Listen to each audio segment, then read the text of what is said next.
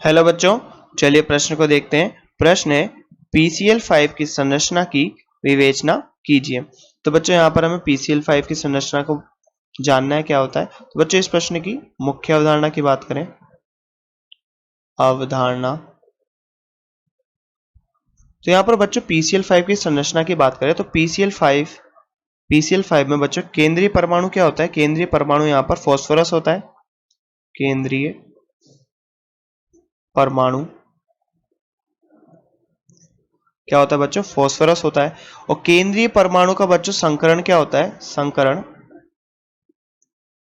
तो बच्चों यहाँ पर PCl5 और केंद्रीय धातु परमाणु का, केंद्रीय परमाणु का यहाँ पर संकरण क्या होगा बच्चों, Sp3D। और बच्चों इसकी संरचना की बात करें यहाँ पर, तो इसकी संरचना क्या होती है बच्चों, ट्राइगोनल बाइपिरामिडल, या फिर बच्चों हम बोलते हैं त्रिकोणीय द्विपिरामिडीय। त्रिकोणीय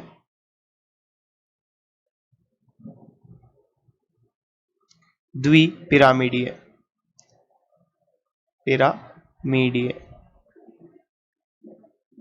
तो बच्चों त्रिकोणीय द्विपिरामिडीय इसकी संरचना होती है, या बच्चों हम इसे बोल सके trigonal bipyramidal. Trigonal bipyramidal, pyramidal.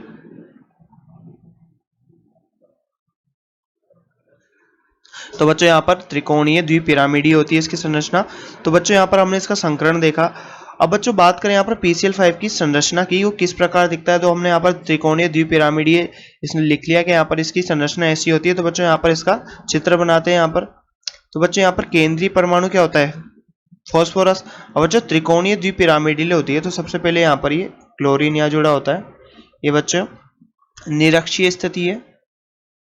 ये निरक्षीय स्थिति पर 3 क्लोरीन जुड़े होते हैं बच्चों, 3 क्लोरीन कुछ इस प्रकार।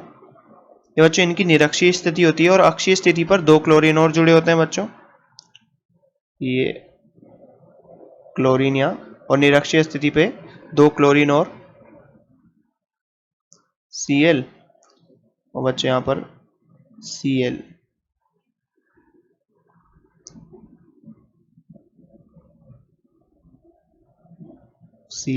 तो बच्चों यहाँ पर ये 5 Cl जुड़े हुए हैं। PCl5 इसकी संरचना होती है। और बच्चों निरक्षीय स्थिति और अक्षीय, ये निरक्षीय स्थिति बच्चों ये होती है।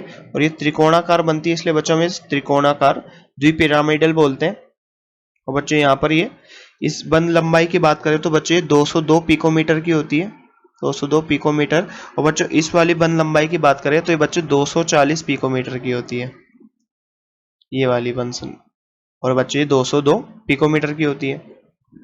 तो बच्चों यहाँ पर ये गैसीय अवस्था में PCl5 की संरचना है। गैसीय अवस्था में